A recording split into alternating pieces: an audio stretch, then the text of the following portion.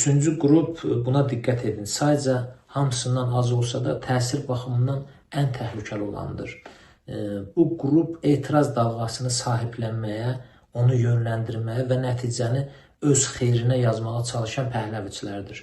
Onların mərkəzi xaricdə olsa da içəridə təşkilatlanmış şəbəkələri var.